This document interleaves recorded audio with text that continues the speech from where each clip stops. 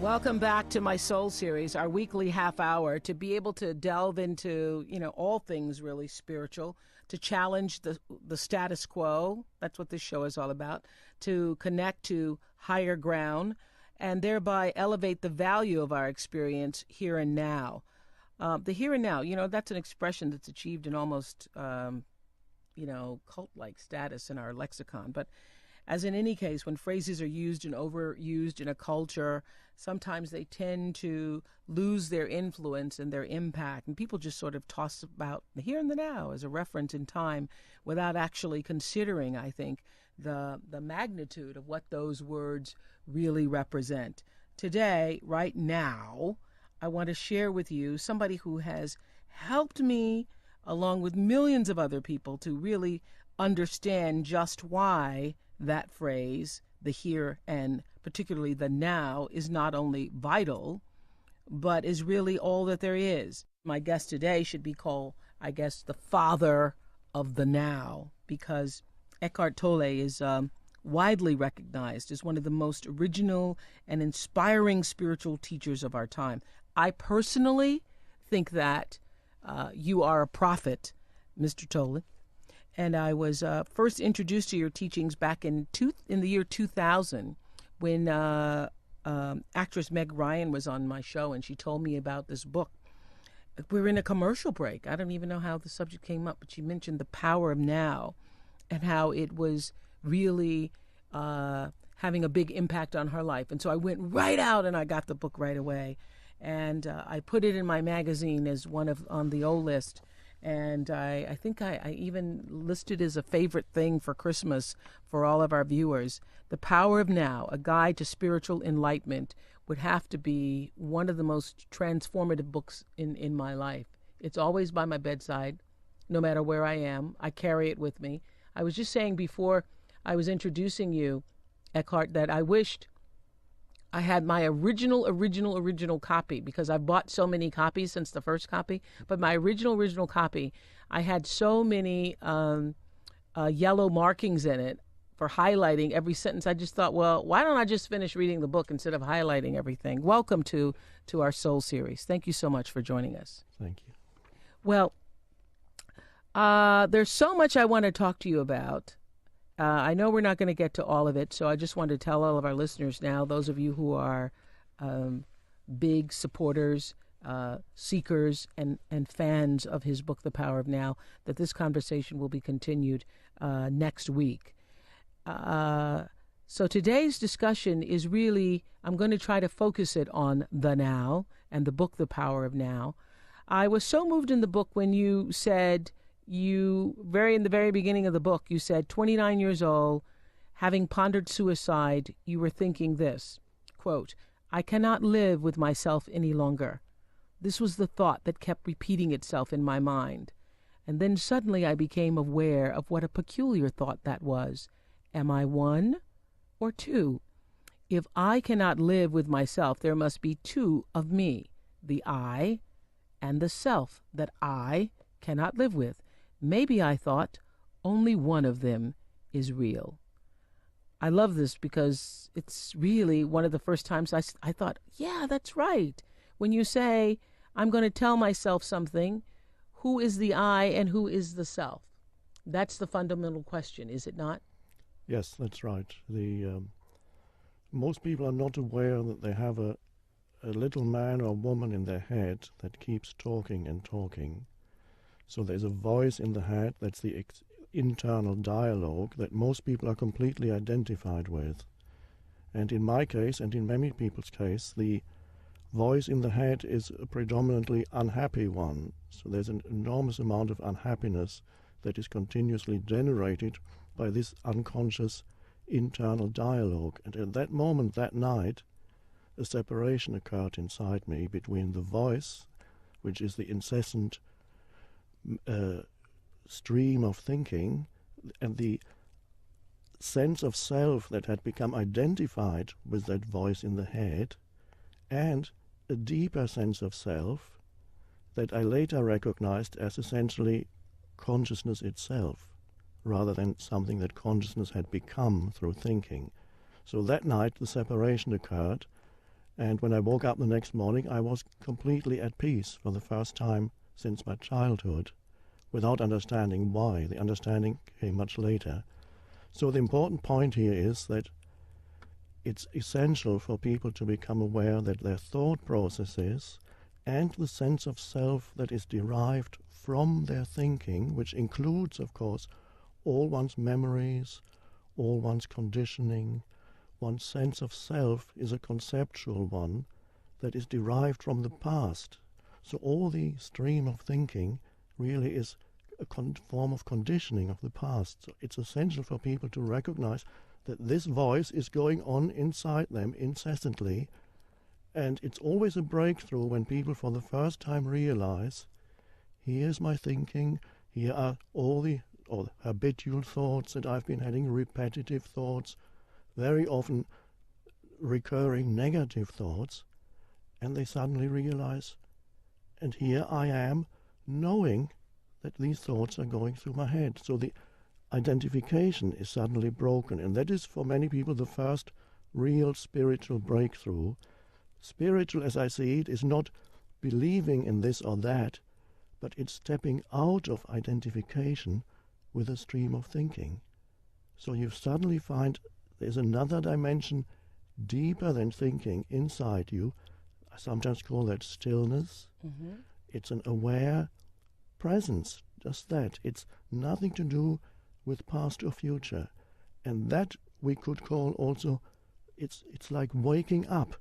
That's why traditionally in many spiritual traditions they use the term awakening. Mm-hmm. So many people would tell you, well, what do you mean awakening? I'm awake already. But what is meant by awakening is that you wake up out of the stream of thinking. And when you wake up, you become present. A completely different dimension of consciousness is suddenly there.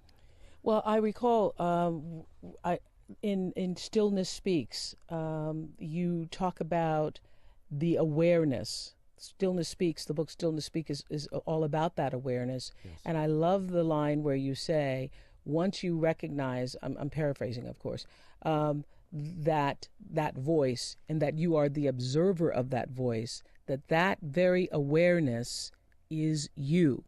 That's right.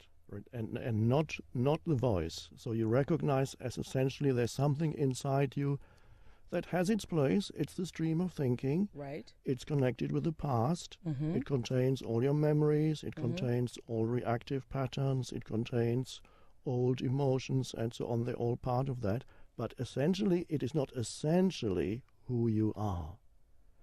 And that's an amazing realization. Now, the mind, of course, may then ask, well, then tell me who I am. That's the big question. I'm talking to Eckhart Tolle, author of Power of Now. So what is the answer to that question? Well, the answer to that question is who you are cannot be defined through thinking or through mental labels or mental definitions, because it is beyond that. It is the very sense of beingness or presence that is there when you become conscious of the present moment. It's intrinsically one with what we call the present moment.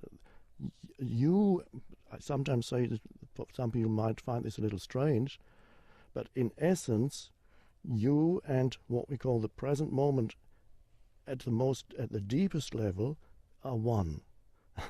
Because you are the consciousness out of which everything comes. Every thought comes out of that consciousness that you are. Every thought disappears back into that space of consciousness that you are. So essentially you are a conscious, aware space. And all your sense perceptions, all your thinking, all your emotions happen, they come and go in that aware space. Yeah. Yes. Well, did it feel like, Eckhart, when this happened to you, that moment of realization where you realized the voice was separate from the awareness, that moment that you speak about in the beginning of the book, did it literally blow your mind? Yes, it did. But I didn't understand it. I just realized suddenly the next day I was at peace, and I remained at peace. There was a deep sense of inner peace, although externally nothing had changed. So I knew something very drastic had happened, but it took me some years to actually understand what had happened. Some years after, 3 years after this transformation, I was talking to a Zen monk, and he was telling me, he said, well, Zen basically is very simple. It's you don't rely on thinking anymore. It means to go beyond thinking. And I suddenly realized, oh, this is what has happened to me. That state that I felt was a state of inner peace was also a state of far less thinking than I had been doing before. All that unhappy thinking, all that repetitive thinking wasn't happening to me anymore. And so you have often said in all of your books, you characterize thinking as a terrible affliction, even a disease, and that it's the greatest barrier to the power of now. But isn't to think to be human? I thought that's how we are different from other animals. That's right. Thinking can also be a powerful and wonderful tool. It only becomes an affliction if we are totally identified with thinking and we derive our sense of who we are from the stream of thinking. In that case, you're telling yourself continuously what I call sometimes the story of me. And in many people's case, it's an unhappy story. So they are continuously dwelling on the past, and there's nothing wrong with the past, but if there's complete self-identification with memory, then all your sense of who you are, your sense of identity, is then derived from the stream of thinking, and that's a dysfunctional and unhappy state. So when you step out of identification with that and you realize for the first time, I'm actually the presence behind thinking, then you are able to use thinking when it's helpful and needed, and it can be a wonderful thing. But you're no longer, I'll put it in extreme terms, but it's true, you are no longer then possessed by the thinking mind. The thinking mind is then a servant or a helpful tool which you can use. It's useful for many situations in this world, but you can't find yourself in there. And also, if you can never be beyond the thinking mind, it interferes with relationships. It creates continuous conflict in relationships if there is no sense of space in the relationship.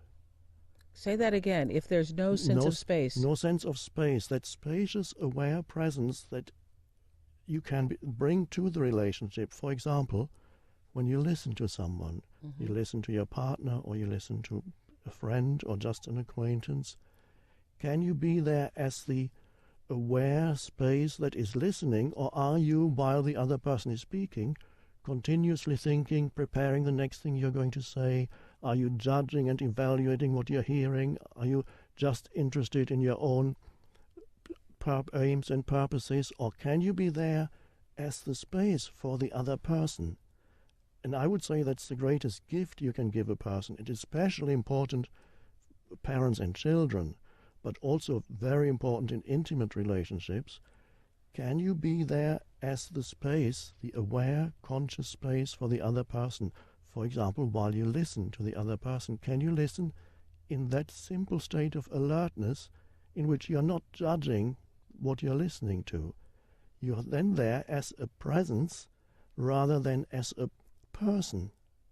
Right. So there's the deeper level of awareness is there, and that's what I call the space. I was going to say, you offer them that space in which you allow yourself to be connected to whatever it is they are offering. That's right. There's no judgment in that space. That's right. You're not defining the other person, and that's an enormous gift that you can give to another person.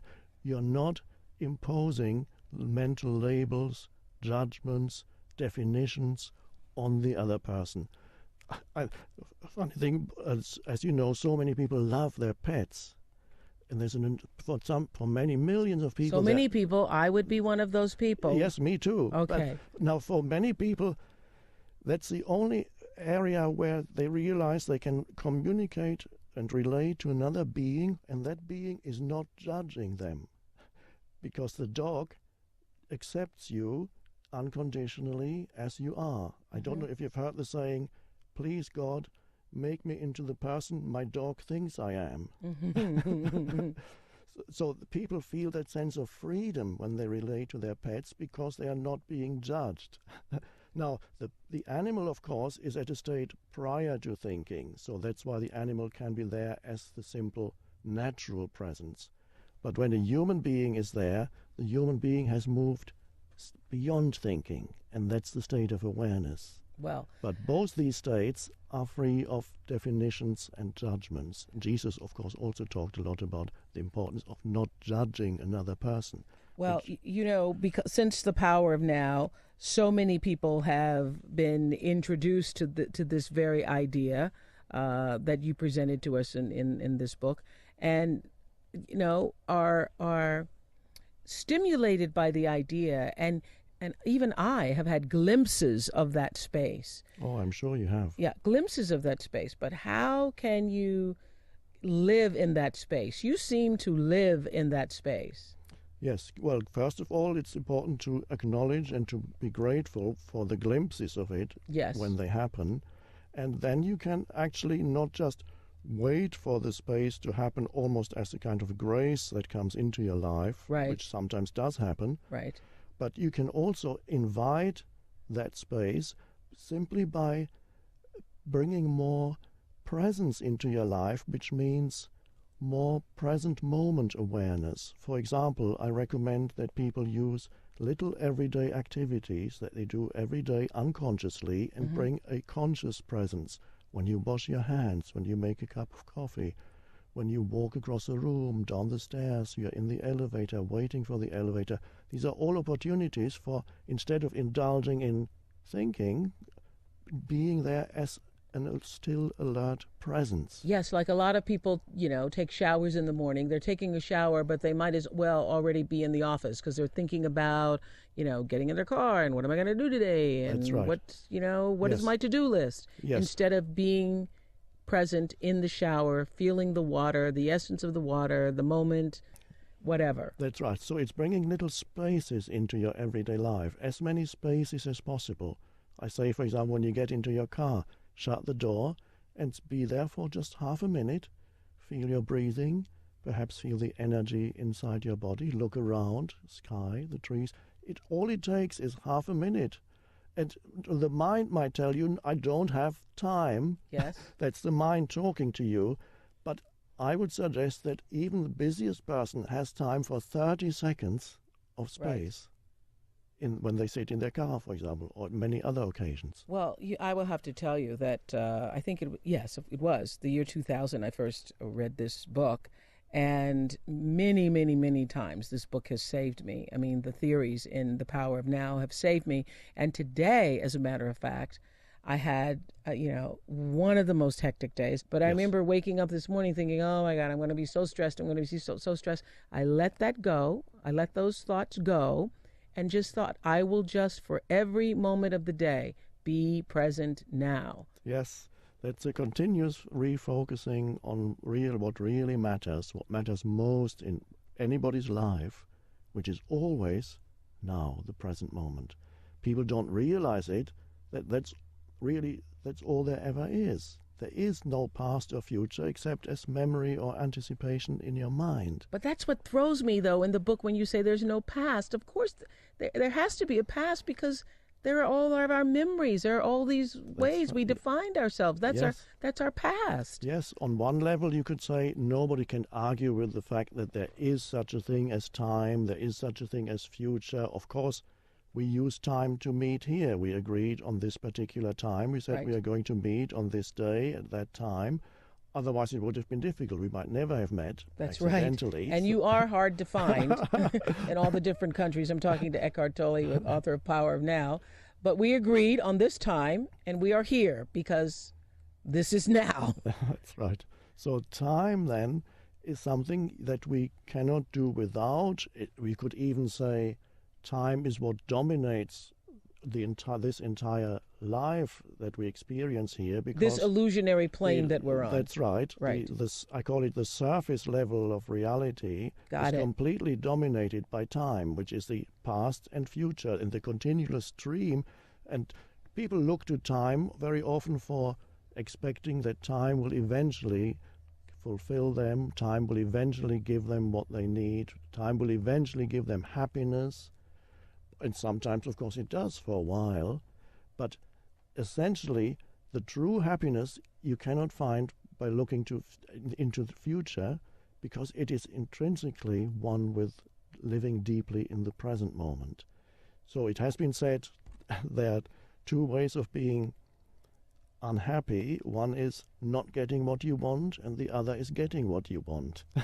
Right. Because if you think this, that, or the other is going to make me happy, even when you get it, and you haven't realized that the present moment is all you ever have, you will again be focusing on the next moment and always expecting, because it's a mental pattern that is very deep-seated, always focusing, always expecting something in the next moment, never being fully in this moment. Well, another thing that changed me when I read The Power of Now over 7 years ago was your comments about the fact that all of our stresses, every stress that you have, is based upon, for the most part, thinking about what happened in the past or what should be happening in the future. That if you're able to take a deep breath, no matter what crisis is going on in your life, and look at what is happening now, in this moment, right now, I'm right. okay. That's right. Another way of putting it would be to say, when many people identify their whole sense of self with problems. Right. Problems. They're continuously involved in problems. And so for many people, their whole sense of identity is intimately bound up with the problems they have or think they have. And often, just as a reality test, I tell people, just a moment, I say, what problem do you actually have at this moment? Just focus, see what the problem you have at this, not in an hour's time or tomorrow morning, but what problem do you have now? And sometimes people would suddenly wake up when they hear that question, because they have to realize, at this moment, I don't actually have a problem. What you might have is a challenge.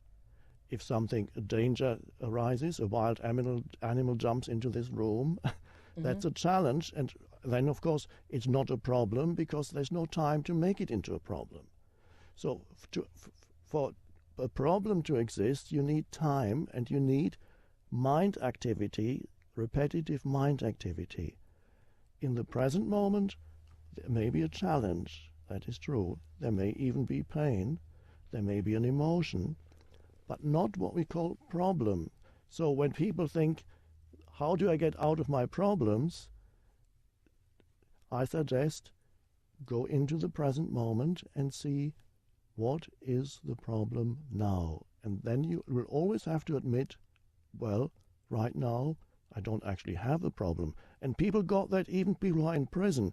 I've had letters from people in prison, some are in for life, and they've written to me and said, I understood your message and I have become free. And they meant free inside. Wow. Free of problem making. Yes.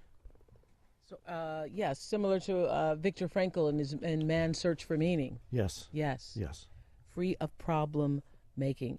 I want to ask you, as I completed the book and have read and reread it many times over the years, portions of it, all of it, listened to the tapes, I often wonder, do you live like this all the time? Are you always in the now? Yes, I'm basically in the now, surrendered to what happens. Occasionally, if I see, for example, somebody inflicting pain on somebody else or something, an emotion may come, anger may arise very briefly and then pass through. It doesn't link into the brain and creates an enormous amount of useless thinking. So emotions can come and go, but I'm basically in that state of surrender to what is. Wow. Because what is always already the case. So you can't really argue internally with what is, because if you do, you suffer. Well, what about having does it leave you passionless for life, though? Because whatever is just going to be. No. In fact, you're more passionately alive when you are internally aligned with the present moment, which means you let go of this inner resistance, which on a mental level is judgment and complaining, and on an emotional level is some kind of negativity. So these two go together. Many people have an enormous amount of complaining going on continuously in their mind. Some people do it out aloud all the time. And usually the complaining is about what was, Yes. or what they wish was. Or what should be, but isn't happening, and this shouldn't be happening, and you shouldn't do this, and I don't want to be here. And so they always find something to complain about. And so these are ways of denying the present moment. And that's a very dysfunctional state, because you're basically denying life itself, because outside of now there is no life. All right, then how do we plan for the future? We're all told that we should plan for the future. We shouldn't just be passive about the future. No, you should plan for the future, and you don't need to lose yourself in the future. If you plan for the future, you can actually enjoy saying, okay, let's say I'm planning a trip, or I'm planning a course of study, and you write down what you have to do, the various steps, and you enjoy that. The question is, are you losing yourself in the future, or are you simply using time and future on a practical level, where it's fine, it has its place on the practical level? But if you think that's some point that I'm going to reach in the future, now it might be the next vacation, or it might be when I find the ideal partner, or it might be when I get a better job or a better place to live, or live in a more pleasant city, or whatever it is, then I will finally be happy. And so yes, a continuous projection mentally away from the now, that's where you lose yourself in the future. And that's the dysfunction. Using planning is actually fine. There's nothing dysfunctional about that. So, and that's the difference, you could say, between, as I call it, clock time, which has its place in this world, right, and psychological time, which is the obsession, continuous obsession with past and future. When you say have its place in this world, do you feel that, even now in the human body, which is often for a lot of people the pain body that you call it, do you feel that you're straddling both worlds? Yes, you could say that. There needs to be a balance between dealing with things in this world, which involves time and thinking, but not being totally trapped on this level of time and thinking, not being totally trapped in time and totally trapped in the stream of thinking, so that there is a deeper dimension inside you that is actually outside of that stream of time and thinking.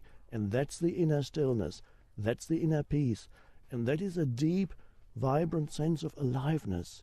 So you're actually very passionate about life in that state. Wow. Hi, welcome back to my Soul Series. So excited again because I get to talk to Eckhart Tolle.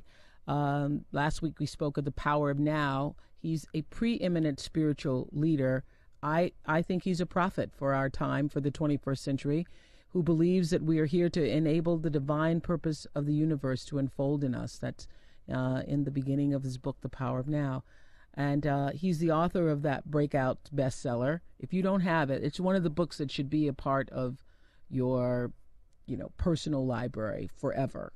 I can't even tell you how many copies I've bought for everybody. And if you were to come to my house right now and you were going to spend the night in either bedroom at my house, it doesn't matter which bedroom you would go to, you'd find a copy of The Power Now, sometimes 2 or 3, because when people leave, they like to take it with them.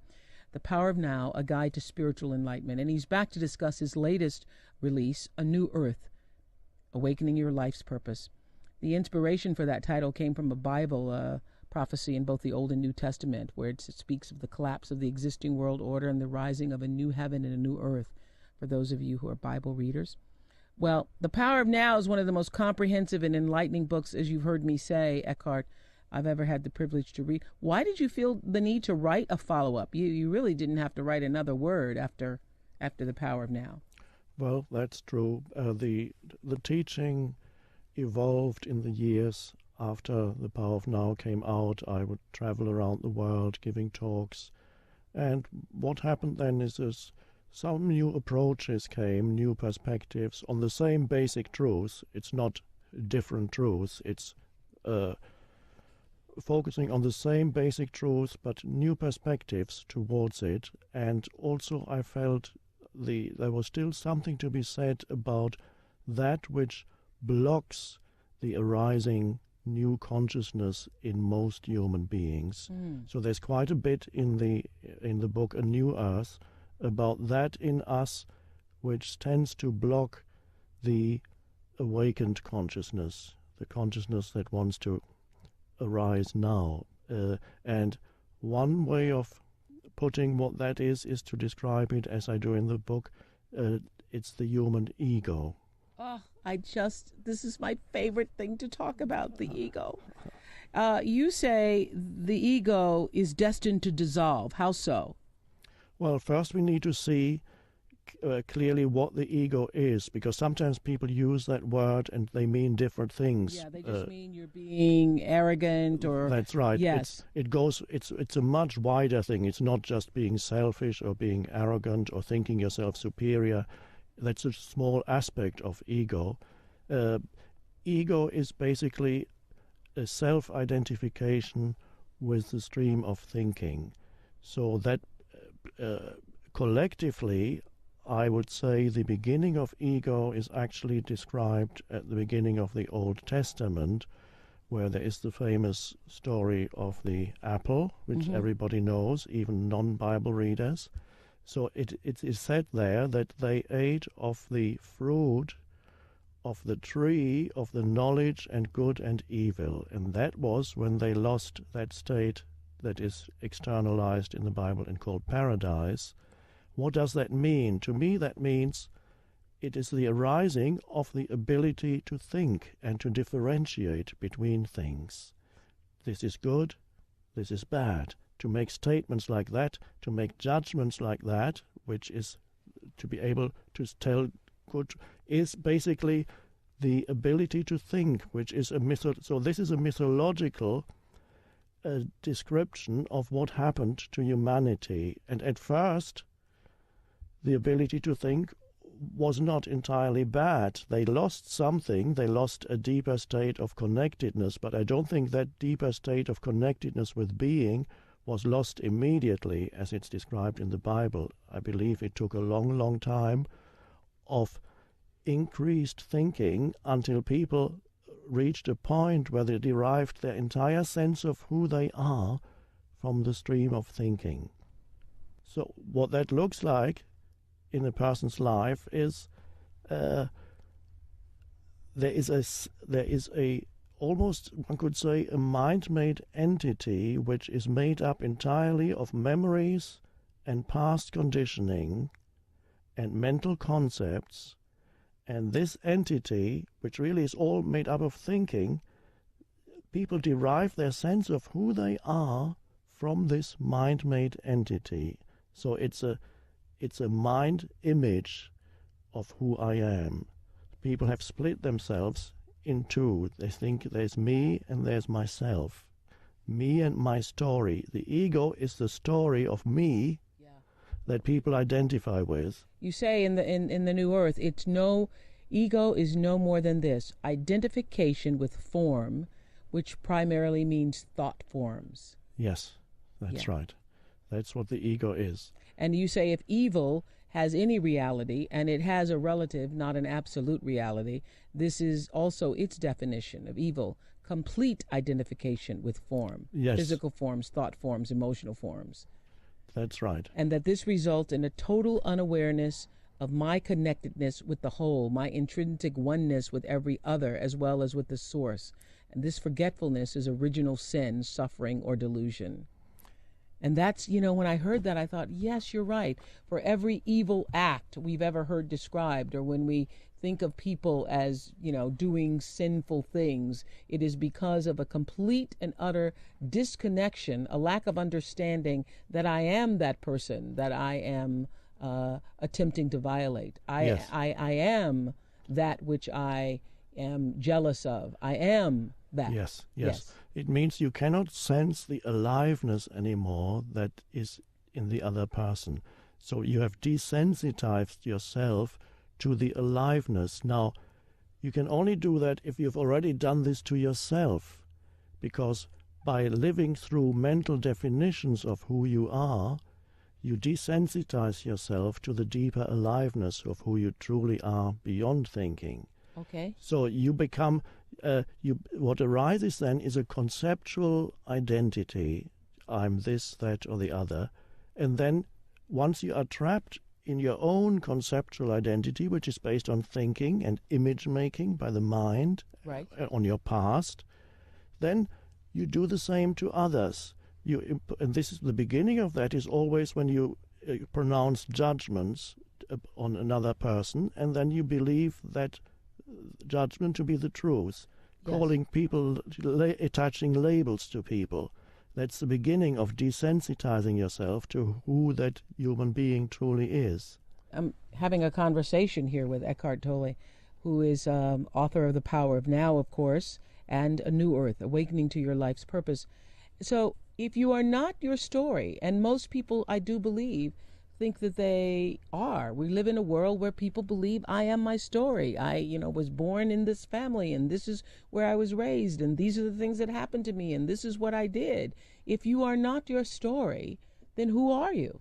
That's a very good question, because you cannot deny, of course, that these things exist. Right. Your memories of the past, things that you suffered, perhaps even suffering that you might have inflicted on others. And even not all suffering, my family connections, the people I love. Yes, you have a so-called past, you have relationships, all that is fine. It is not problematic unless you become totally lost in that dimension alone. So if you have no access to a deeper sense of aliveness or beingness beyond the stream of thinking, because really all that is based on memory.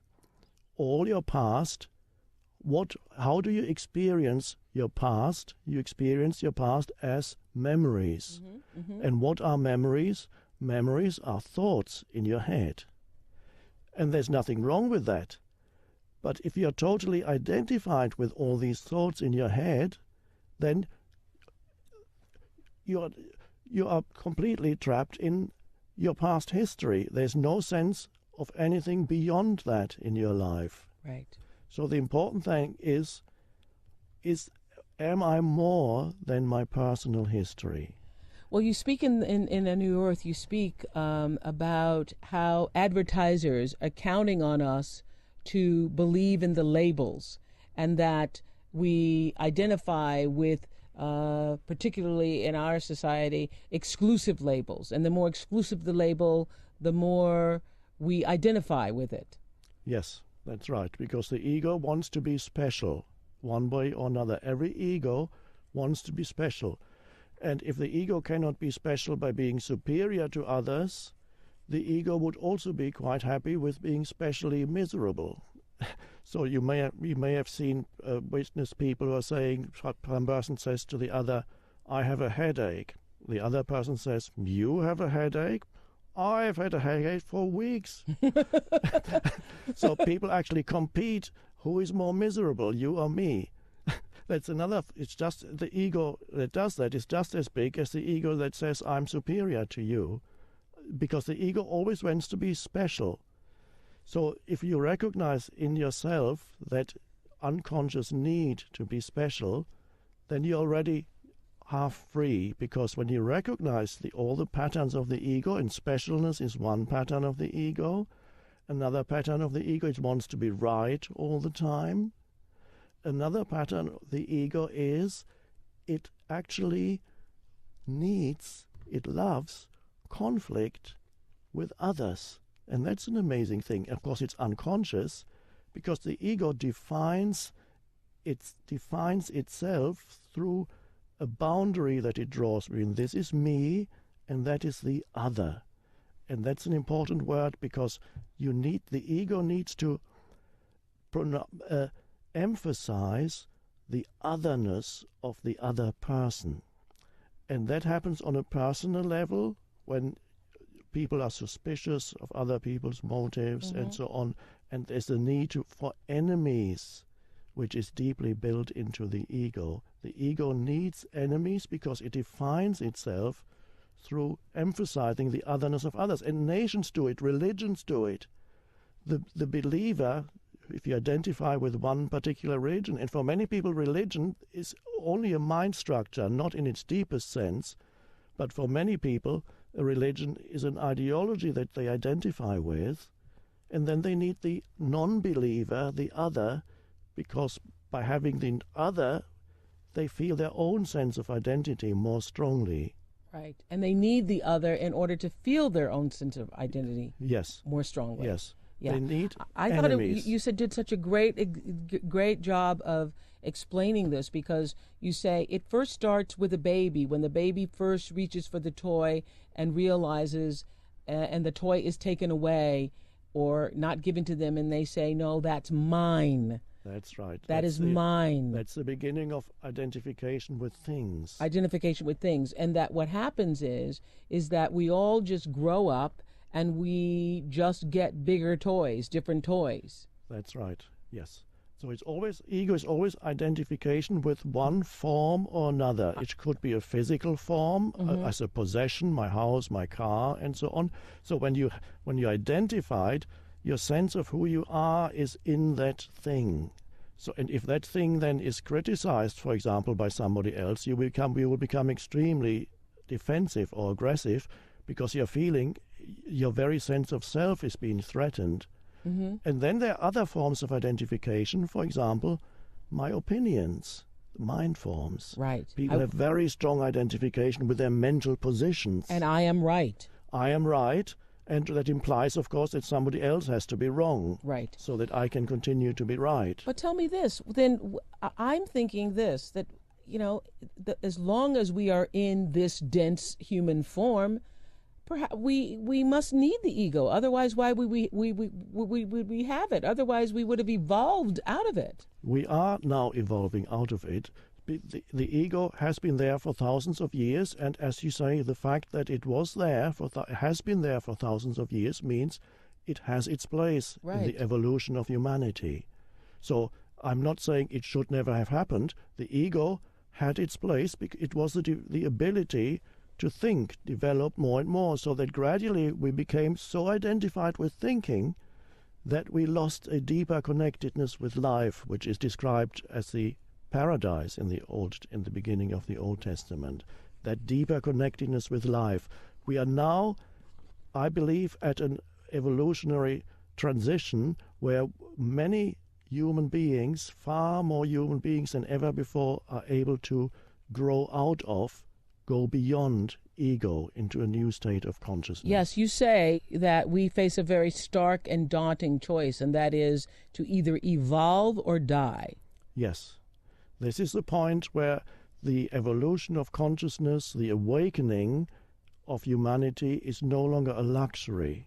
Because now we've reached a point, if we don't grow out of the dysfunction of the ego, because the ego is now being amplified, the effects of this dysfunction are being amplified by technology. Right.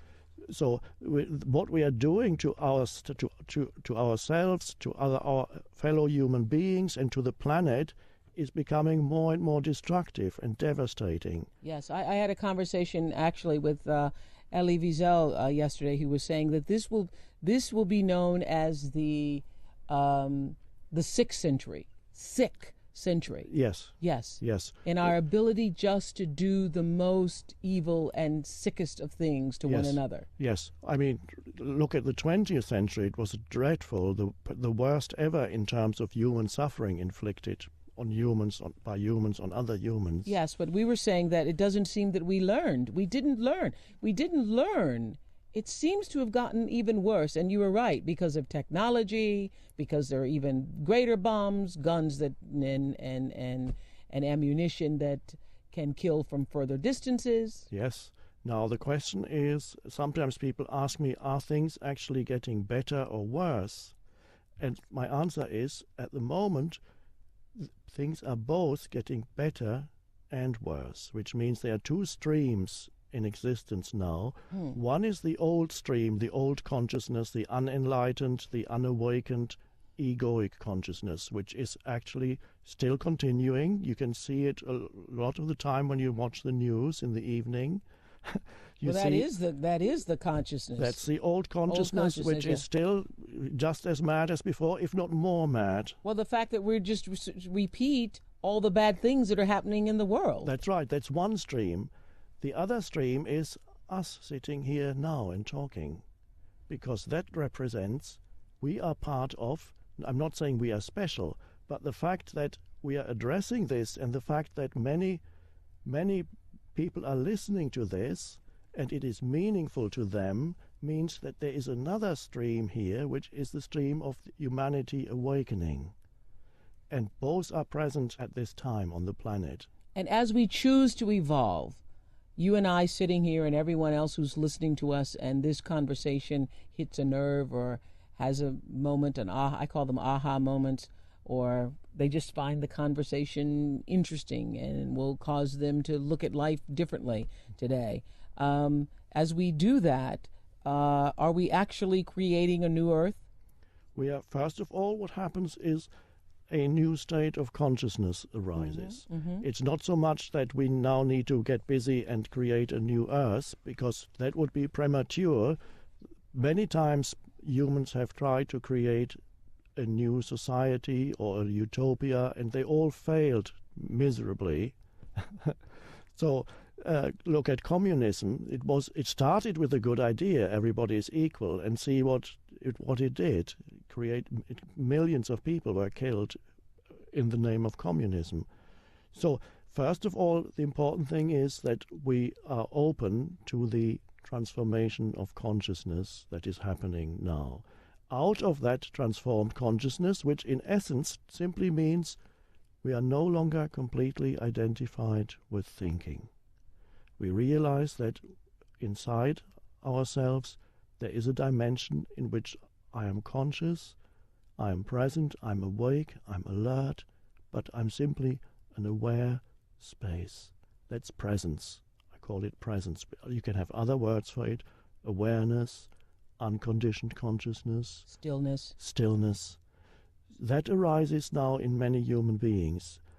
And so, as that arises and gradually replaces identification with thinking and replaces relying on thinking exclusively to run your life, there's actually, in that stillness, in that awareness, there is a higher, far greater intelligence at work. I know you say, I love how you say, let us allow nature to teach us stillness. If you want to understand stillness, stand beside a tree or watch a tree. Yes, that's a great help. Just watching a tree, a plant, and be there, just watch it, be there as the aware presence that perceives the flower, the tree, the plant, the animal. Nature is always very helpful for people who want to connect with the stillness. Man-made things very often generate more thinking because they are made through thinking. So go to nature, and then eventually it's important, of course, that you also are able to sustain the state of stillness even in the midst of a city. I actually enjoy, I'm in New York at the moment, I enjoy walking along the busy streets with infernal noise and people rushing about, and feeling actually in the background a deep sense of stillness. Really? And actually, I can even enjoy all that movement. And it's wonderful to be able to be there as the stillness and not completely get drawn into some reaction. It's like being in the world but not of it. That's exactly what it is. Being in the world but not of it. Yes. So tell us how we can get to be more like you.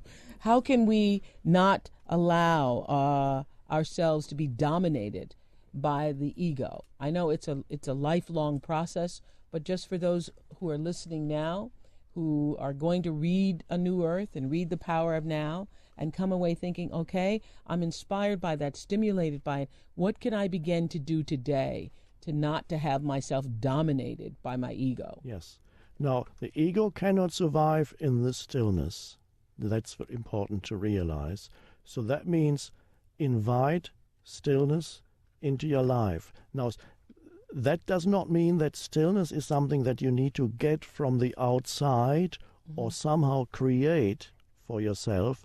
It's realizing that everybody underneath the stream of thinking already has the stillness. Right. So you don't have to go to Hawaii and sit on a mountaintop. No, and you don't have to do anything to create it, because essentially it's already there.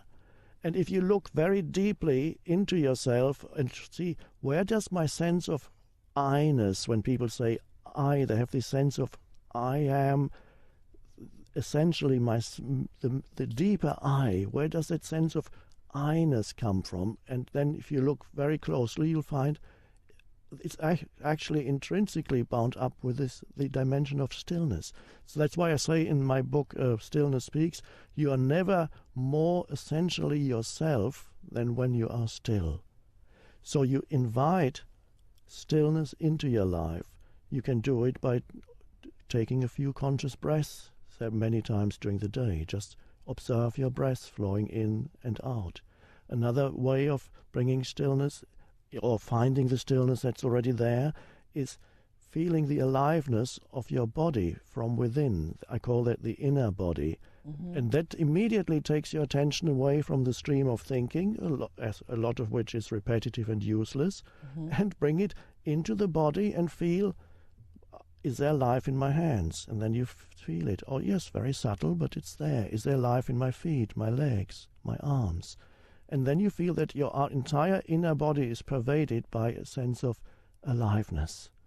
And then that can serve as an anchor for remaining present when your attention, or part of your attention, remains in the inner body. Even at this very moment, for people who are listening to us, they can practice it and they can see that even while they are conscious of the words that they hear, they're completely following what we are saying. Mm-hmm. But it does not need to take up 100% of their attention. They can have some of their attention, even as they sit there or stand there and listen, in the inner energy field of the body and feel there is an aliveness in every cell of the body. And that's a wonderful anchor for stillness and for presence. It doesn't mean you turn completely away from the external world.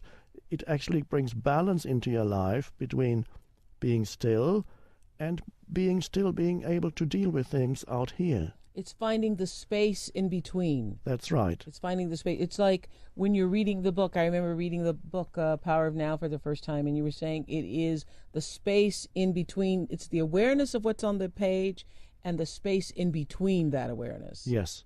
And you may also find, talking about the space in between, that you may sometimes become aware when a thought has come to an end in your head, that between two thoughts there is a short silent space. And when you acknowledge that, which means you suddenly become conscious that for a moment there's no thinking, then it becomes a little longer. And so you have a longer gap of stillness. Yeah. And then but if you become aware for so long, you start thinking about it, and then you lose it. Then you lose it. The moment you say, oh, look, I'm not thinking, then you're thinking again, of course. Right. Is there anyone on Earth at this time who you think is free of the domination of the ego? First of all, are you free of the domination of the ego? I'm not identified with my thinking, which means I'm free of domination of the ego. And there are many, many people right now who are going through this process. They may not yet be 100% free, but they are going through the process in which they become gradually disidentified from the stream of compulsive thinking. I'm getting letters, emails every day from all over the world of people who are telling me how their lives have changed, sometimes just by reading the book, and how they become free of identification with their mind. They are not yet totally free, which means sometimes they fall back into ego. Sometimes they fall back into obsessive thinking, compulsive thinking, addictive thinking, because for many people thinking is basically an addiction. And then suddenly they wake up again. So it's a process that many, many people are now undergoing. I cannot tell you exactly how many, but my intuition is that in the Western world, about 10% of the adult population are at the beginning stages or a bit further, some further advanced, of this process. Well, I love also how you say in the book, we're talking about, the whole tone of the book is about awakening your life's purpose. A New Earth is Awakening Your Life's Purpose, and you say that there are a lot of people who realize that how spiritual you are has nothing to do with what you believe, but everything to do with your state of consciousness. Yes, and that's, again, it's the stillness that's the spiritual dimension. It's not any thought. Thought in itself is not spiritual. Right. Thought can be sometimes helpful because it can be a pointer. For example, when we say... beliefs are not spiritual. That's what I learned from you. No, because beliefs beliefs are not spiritual. thoughts. No. Yeah. Some beliefs can be helpful, but only as pointers. I mean, even if we say, find the stillness that's already inside you, that's still a thought, but the thought is pointing beyond itself. Well, I love what you say that at the end of the book, that the foundation for a new earth is a new heaven, the awakened consciousness. Because what did Jesus tell his disciples? That heaven is right here in the midst of you. Yes, that's a wonderful thing. Jesus said, heaven does not come with signs to be observed. You can't say, there it is, or look, here it is, because it is essentially already within you, in the midst of you. The stillness. The stillness. All right. Can you believe we're out of time again? Next, those of you who've been so intrigued, so empowered by words that you've heard and read over the years, and not just from listening to us, will have an opportunity to ask questions of Eckhart Tolle here on our Soul Series. Thank you again. Our listeners get to talk to you. That's going to be great. Thank you. Thank you.